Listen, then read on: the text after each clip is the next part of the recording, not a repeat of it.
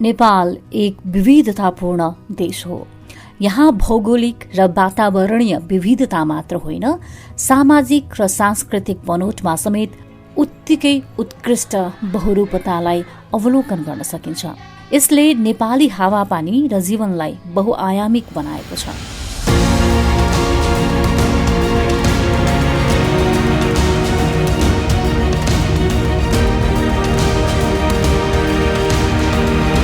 नेपाल राज्यको स्थापनामा सामाजिक र सांस्कृतिक जीवनका यी विविध पक्षहरूलाई प्रशासनिक रूपमा समेट्ने प्रयासहरू भए तापनि सबैको न्यायोचित तथा समान पहुँच र परिचय पुर्याउन बाँकी नै छ। राज्यको परिचय र मूलधारमा सबै नेपाली जनताहरूको सम्मान र शासन प्रक्रियामा समान पहुँचका लागि नेपाली जनताहरूले निकै सङ्घर्ष र त्यागहरू पनि गर्दै आइरहेका छन्।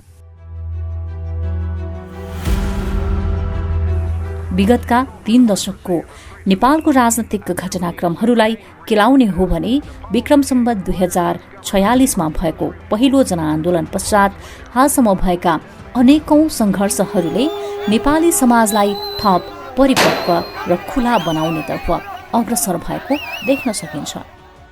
यसै क्रममा समाजमा विद्यमान सांस्कृतिक विविधताको प्रभावकारी व्यवस्थापनको माग र आवश्यकतालाई समेत नेपाली समाज र राज्यले गम्भीरतापूर्वक लिन थालेको आभास पाउन सकिन्छ।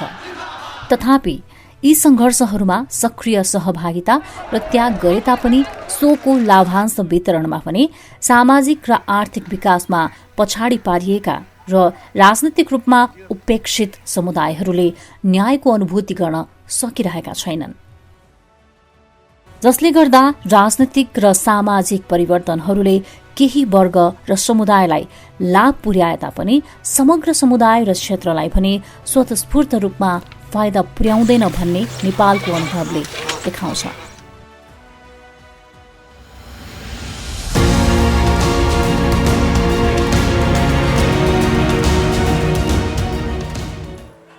नेपाली समाजमा विद्यमान सबै प्रकारको विभेदको अन्त्य र सबै नागरिकलाई न्याय र समानताको प्रत्याभूतिका लागि नेपालको संविधान 2072ले मौलिक अधिकार अन्तर्गत केही व्यवस्थाहरू गरेको छ। यी मौलिक अधिकारहरूको मुख्य उद्देश्य भनेको लोकतान्त्रिक मूल्य मान्यता, नागरिक स्वतन्त्रता र समतामूलक समाजको निर्माणका लागि सबै नागरिकहरूले समान रूपमा आफ्नो हक अधिकारको उपभोग गरून् भन्ने नै रहेको छ। कुनै पनि बहानामा राज्यले आफ्ना नागरिकहरूलाई यी मौलिक हकहरूबाट वञ्चित गर्न सक्दैनन् र यी हकहरूको प्रत्याभूत गर्नु राज्यको कर्तव्य हुन्छ। त्यसमा पनि मौलिक हक अन्तर्गतका व्यवस्थाहरूले अल्पसंख्यक तथा सीमान्तकृत समुदायहरूको लागि त पहिचान, सुरक्षा, संरक्षण, समानता तथा सशक्तिकरणका लक्ष्य प्राप्तिका लागि सबैभन्दा महत्वपूर्ण संवैधानिक आधार प्रदान गर्दछ। विगतका संविधानहरूलाई अध्ययन गर्दा नेपालमा मौलिक हकहरूको व्यवस्थामा क्रमिक रूपमा वृद्धि हुँदै आइरहेको देख्न सकिन्छ। उदाहरणका लागि नेपाल अधिराज्यको संविधान 2047मा 13वटा मौलिक हकहरूको व्यवस्था गरिएको थियो। नेपालको अन्तरिम संविधान 2063मा 21, हाल विद्यमान नेपालको संविधान 2072मा भाग 3मा मौलिक हक तथा कर्तव्य अन्तर्गत 31वटा हकहरूको व्यवस्था गरिएको छ।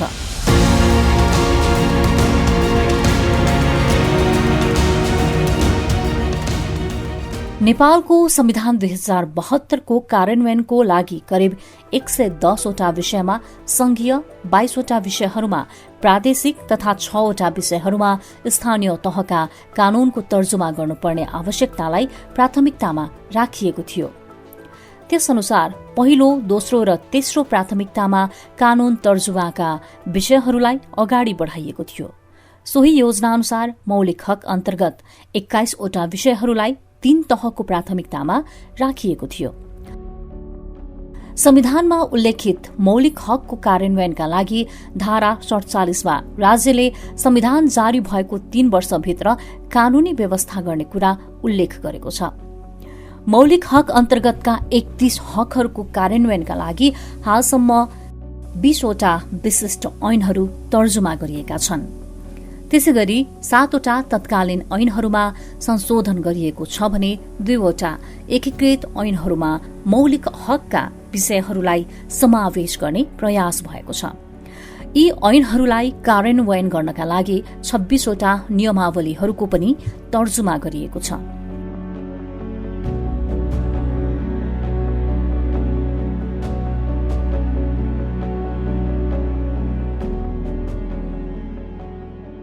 एकातिर मौलिक हक अन्तर्गतका केही विषयवस्तुहरूमा कानूनी र नीतिगत विकास भए तापनि अन्य केही विषयहरूमा भने अझै पनि कानूनी आधारको अभाव रहेको छ। कानूनी ढाँचाको अभावका कारण नेपालले अंगीकार गर्ने नीतिगत प्राथमिकताहरू र त्यसले दिने परिणामहरूबीच तारतम्यता मिलाउन कठिन छ। उदाहरणका लागि शिक्षाको मौलिक हक कार्यान्वयनका लागि अनिवार्य तथा निशुल्क शिक्षा सम्बन्धी ऐन 2075ले धारा 16 परम्परागत शिक्षा प्रदान गर्न सकिनेमा परम्परागत शिक्षाका अभ्यासहरूको संरक्षण र निरन्तरताका लागि गुरुकुल, गुम्बा वा मदरसा जस्ता संस्थाहरूलाई सञ्चालन गरी बालबालिकालाई शिक्षा प्रदान गर्ने व्यवस्था गरेको छ। त्यसैगरी अनिवार्य तथा निशुल्क शिक्षा सम्बन्धी नियमावली 2077ले दफा 15मा परम्परागत शिक्षा सञ्चालन गर्ने संस्थाले राष्ट्रिय पाठ्यक्रम प्रारूपको आधारमा तयार पारिएका पाठ्यक्रम र सन्दर्भ सामग्रीको प्रयोग गर्नुपर्ने व्यवस्था गरेको छ। त्यसैगरी बालबालिकाको हक सम्बन्धी मौलिक हकको धारा 39लाई कार्यान्वयन गर्न बनेको बालबालिका सम्बन्धी ऐन 2075को दफा 5 भेदभाव विरूद्धको अधिकारले कुनै पनि बालबालिकालाई निजको धर्म, भाषा र संस्कृति लगायतको आधारमा भेदभाव नगरिने व्यवस्था गरेको छ। तर संविधान जारी भएको 6 वर्ष बितिसक्दा पनि धार्मिक अल्पसंख्यक समुदायका बालबालिकाहरूलाई लक्षित परम्परागत शिक्षाको अवस्थामा खासै सुधार भएको देखिँदैन। उदाहरणका लागि नेपालमा मदरसाहरूमा अनुमानित 2 लाख बालबालिकाहरू र त्यसमा पनि प्रायजसो आर्थिक रूपमा विपन्न र अभिभावकविहीन बालबालिकाहरू अध्ययनरत छन्। तर मदरसा शिक्षाको गुणस्तर अभिवृद्धिको लागि कुनै प्रभावकारी प्रयास भने नदेखिएको एक अध्ययनले देखाएको छ। पूर्वाधारको अभाव, शिक्षण विधिको स्तरीकरणप्रति उपेक्षा, आर्थिक र प्राविधिक स्रोतको अभाव र मदरसा शैक्षिक प्रमाणपत्रको समकक्षता जस्ता मुख्य चुनौतीहरूले आफ्नो भाषा, संस्कृति र परम्पराको जगेर्ना तथा सोको निरन्तरताका लागि संविधानले वाचा गरेका शिक्षा सम्बन्धी धारा 31 मौलिक हक प्रभावित हुन्छ।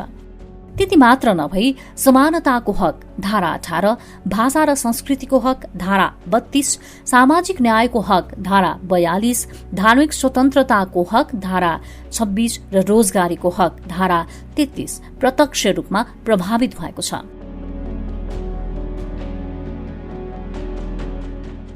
मौलिक हकको कार्यान्वयनमा सहयोग पुर्याउनका लागि न्यायपालिका अन्तर्गतका अदालतहरू, कार्यपालिका अन्तर्गतका संघीय, प्रदेश र स्थानीय तहका कार्यकारी र अन्य निकायहरू र व्यवस्थापिका अन्तर्गत संसद तथा संसदीय समितिहरूका साथै संवैधानिक संयन्त्रहरूको महत्वपूर्ण भूमिका हुन्छ। संविधानले राष्ट्रिय मानव अधिकार आयोगको व्यवस्था गर्नुको साथै अन्य संवैधानिक आयोगहरूको पनि व्यवस्था गरेको छ। यी आयोगहरूले आफ्नो लक्षित समुदायहरूको पहिचान, अधिकार र विकासप्रतिको चाहना तथा आवश्यकताहरूको सहजीकरण गर्नका लागि राज्यलाई सहयोग गर्ने व्यवस्था गरिएको छ। त्यसका साथै अल्पसंख्यक तथा सीमान्तकृत समुदायहरूको समग्र विकासमा टेवा पुर्याउने उद्देश्यका लागि महिला, आदिवासी, जनजाति, मधेसी, दलित, मुस्लिम, थारू, समावेशी लगायतका संवैधानिक आयोगहरूको व्यवस्था गरिएको छ। यी आयोगहरूको कामले लक्षित समुदायहरूको मौलिक हक प्राप्तिको प्रयासमा सहयोग पुर्याउँछ। यद्यपि यी आयोगहरूको कार्य जिम्मेवारीको सीमितता, प्रशासनिक जटिलता, स्रोतको अभाव जस्ता चुनौतीहरूले यिनका कार्य सम्पादनलाई गम्भीर रूपमा प्रभावित पार्ने गर्दछ। राज्यको प्रत्येक अङ्ग र निकायमा समावेशी समानुपातिकको सिद्धान्तले सबैजनाको उपस्थिति गराएको त्यही हो नि त उपलब्धि। जातका आधारमा चाहिँ विभेद गर्न पाइँदैन भन्ने खालको कुराहरू छन्।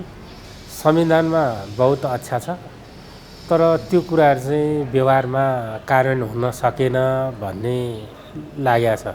अहिलेसम्म धारा 18मा जुन समानताको व्यवस्था गरेको छ, तर दुर्भाग्य अहिलेसम्म त्यसको कार्यान्वयन हुन सकेको छैन। धर्म संस्कृति सम्बन्धी अधिकारहरू र आफ्नै मातृभाषामा चाहिँ अध्ययन चाहिँ गर्न पाउने चाहिँ ती मौलिक हकहरू पनि अहिलेसम्म चाहिँ पूर्ण रूपमा चाहिँ कार्यान्वयन हुन सकेका छैनन्। जुन संविधानमा व्यवस्था भएका अधिकार छन्, मौलिक हकहरू छन्, त्यो क्रमशः लागू हुँदै गएको अवस्था पनि छ।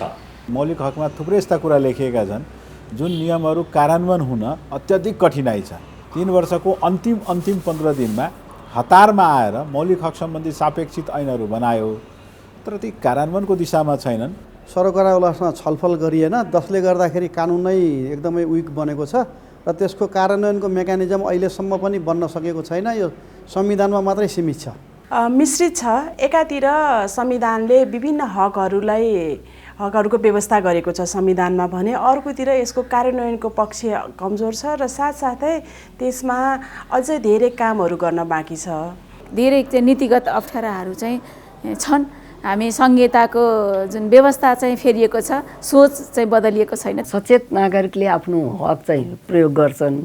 कतिपय दूरदराजमा बस्ने, ग्रामीण भेगमा दूरदराजमा बस्ने, त्यही माथि पनि महिला, सीमान्तकृत वर्गहरू, दलितहरू, उनीहरूले चाहिँ मौलिक हकमा के छ, आफूले के प्राप्त गर्न सकिन्छ भन्ने पनि ज्ञान हुँदैन। उनीहरू आफ्नो अधिकारको हकको थाहा नपाएका कारणले पनि त्यो चाहिँ नि भिक्टिमाइज भइरहेको हुन्छ।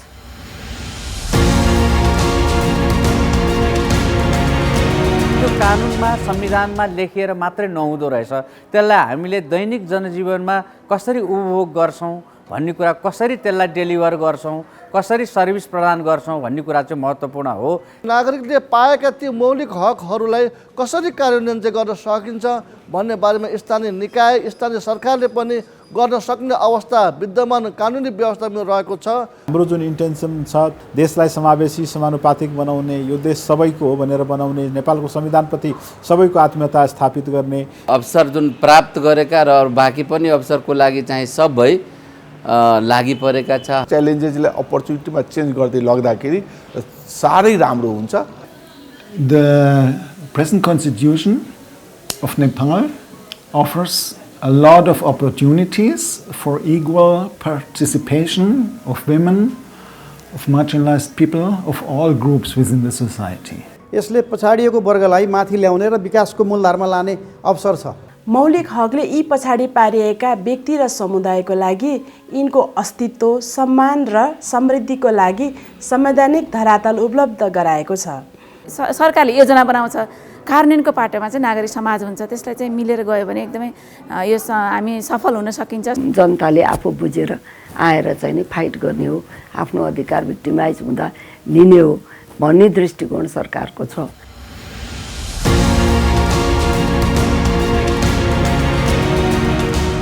कतिपय मौलिक हकहरूको कार्यान्वयनका लागि कानून बनाई लागू गर्नुपर्ने व्यवस्था संविधानमा भए तापनि सबै कानूनहरू बनिसकेका छैनन्। अर्कोतिर बनेका कानूनको कार्यान्वयनका लागि नियमावली लगायतका आवश्यक कामहरू भइसकेका छैनन्। कानून कार्यान्वयनको लागि नियमावली नबनेको कारणले कानुन कार्यान्वयन भएन। ती व्यवस्थाहरू चाहिँ पूर्ण रूपमा चाहिँ लागू हुन सकिरहेको अवस्था छैन। कि नीति एउटा छ तर नियतको जुन हो त्यहाँ देखिया छ, कार्यान्वयनको समस्या छ। भएका कानुनलाई लागू हुँदैन, भएका ऐन कानुनलाई कता न कता फालेर आफ्नै तरिकाले काम हुने जुन परिस्थिति देखिया छ। राज्यको पहुँच सबै ठाउँमा देखिए पनि तपाईलाई राज्यले गर्ने सेवा प्रवाह सीमित व्यक्तिहरूको हकमा मात्र सीमित छ, यसको दायरा बढाउनु पर्छ। जुन काम हामीले चाहिँ गर्नुपर्ने या कार्यान्वयन पक्षहरू जुन छ यो चाहिँ हामीले अहिलेसम्म गर्न पाएका छैन। Whether the donor institutions really understand the people's participation, whether they really want to have projects driven by the people, owned by the people, planned and implemented by the people, or whether they want to have it implemented by their ideas. कानुनको अभाव अनि त्यसपछि कार्यान्वयनमा मेकानिजमको अभाव, समावेशीमा पछाडि पारिएको वर्गहरूको चाहिँ समस्याहरू चाहिँ त्यो चाहिँ साझा सवाल हुन सकेको छैन। हरेक कानुनहरू जति बने त्यसलाई कार्यान्वयन गर्ने पनि चुनौती छ मुलुकमा।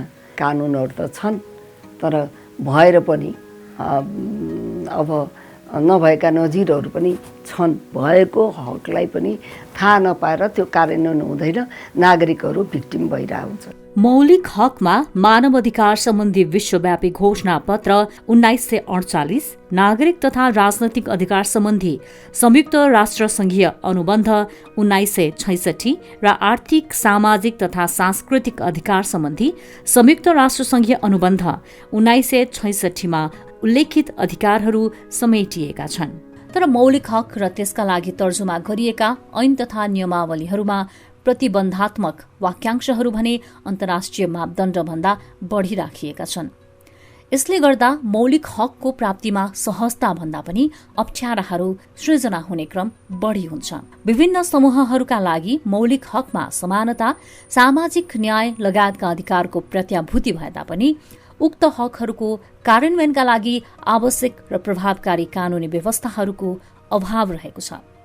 अर्कोतर्फ भएका र बन्दै गरेका कानूनी व्यवस्थाहरूको तर्जुमा र कार्यान्वयनमा सरकारहरू र सरकारी संयन्त्रहरू तथा अन्य सरकारवालाहरू बीचको सहकार्य, समन्वय र साझेदारीको अभावमा लक्षित समुदायहरूको अवस्था, प्रतिनिधित्व र सशक्तिकरणका सही अवस्थाहरूको चित्रण नहुने र त्यसले गर्दा भएका प्रयासहरू प्रभावकारी हुन गाह्रो छ।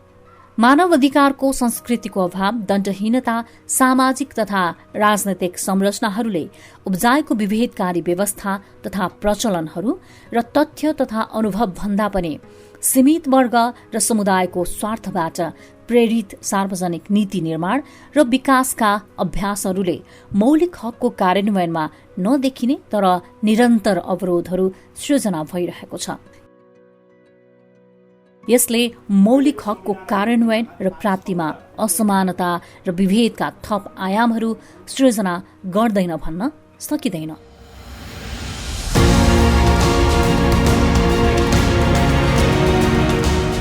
आम नेपाली जनता र त्यसमा पनि निर्धन, अल्पसंख्यक र सीमान्तकृत समुदायहरूको जीवनस्तरमा आमूल परिवर्तन गर्न सके मात्र देशको समग्र प्रगति र विकासमा दिगोपन प्राप्त गर्न सकिन्छ। यसका लागि समाज र राज्य सञ्चालन प्रणालीमा विद्यमान विभेद, असमानता र शोषणलाई सम्बोधन गर्न आवश्यक छ। त्यसका लागि संविधानले बाचा गरेका मौलिक हकहरूको सफल कार्यान्वयन अनिवार्य शर्त हो। मौलिक हकको कार्यान्वयनका लागि बाँकी रहेका कानूनहरूको यथाशीघ्र तर्जुमा हुनुपर्दछ। भएका र बाँकी कानूनी आधारहरूको प्रभावकारी कार्य सम्पादनका लागि आवश्यक नीति, नियम, स्रोत र संयन्त्रहरूको पनि नक्साङ्कन र व्यवस्था हुनुपर्दछ। यी सबै प्रक्रियाहरूमा आम नागरिक तथा अन्य बहुपक्षीय सरकारवालाहरूको अर्थपूर्ण सहभागिता र साझेदारीले मौलिक हकको कार्यान्वयन प्रक्रियामा सबैको अपनत्व स्थापित हुनुको साथै सोको प्रभावकारी कार्यान्वयनका लागि सकारात्मक वातावरण बनाउन सघाउ पुर्याउँछ। अन्त्यमा मौलिक हकहरूको संख्यात्मक मात्र नभई गुणात्मक कार्यान्वयनले संविधानले आत्मसात गरेको विभेद रहित, समतामूलक र समृद्ध मुलुकतर्फको हाम्रो यात्रालाई सहज बनाउने कुरामा हामी विश्वस्त हुन सक्छौं।